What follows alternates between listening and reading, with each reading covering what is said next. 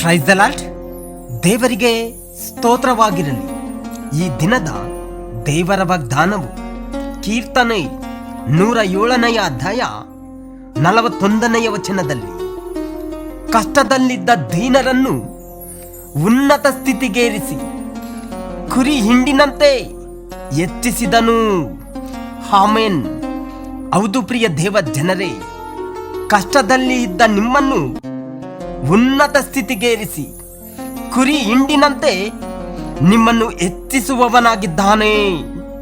ಭಯಪಡಬೇಡಿರಿ, ಧೈರ್ಯದಿಂದಿರಿ. ಏಕೆಂದರೆ ನಾವು ಅಪನಂಬಿಗಸ್ಥರಾಗಿದ್ದರೂ ಆತನು ನಂಬಿಗಸ್ತನಾಗಿಯೇ ಇರುವನು. ಆಮೆನ್.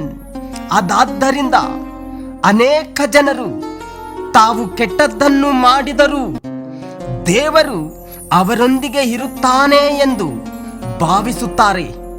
ಪ್ರಿಯ ದೇವಜನರೇ, ನೀವಾದರೂ ಬಲವಾಗಿರ್ರಿ. ನಿಮ್ಮ ಕೈಗಳು ಬಲಹೀನವಾಗದೇ ಇರಲಿ.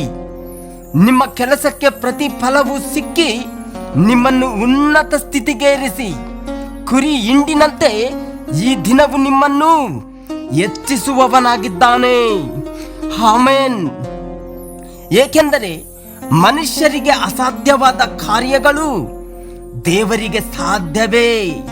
ಹಾಗಾದರೆ ಕೆಟ್ಟವರಾದ ನೀವು ನಿಮ್ಮ ಮಕ್ಕಳಿಗೆ ಒಳ್ಳೆಯ ಪದಾರ್ಥಗಳನ್ನು ಕೊಡಬಲ್ಲವರಾದರೆ ಪರಲೋಕದಲ್ಲಿರುವ ನಿಮ್ಮ ತಂದೆಯು ತನ್ನನ್ನು ಬೇಡಿಕೊಳ್ಳುವವರಿಗೆ ಎಷ್ಟೋ ಹೆಚ್ಚಾಗಿ ಒಳ್ಳೆಯ ವರಗಳನ್ನು ಕೊಡುವವನಲ್ಲವೇ. ಪ್ರಿಯ ದೇವಜನರೇ, ಇಕ್ಕಟ್ಟಿನ ದಿನದಲ್ಲಿ ನೀನು ಬಳಲಿ ಹೋದರೆ ನಿನ್ನ ಬಲವು ಇಕ್ಕಟ್ಟೇ.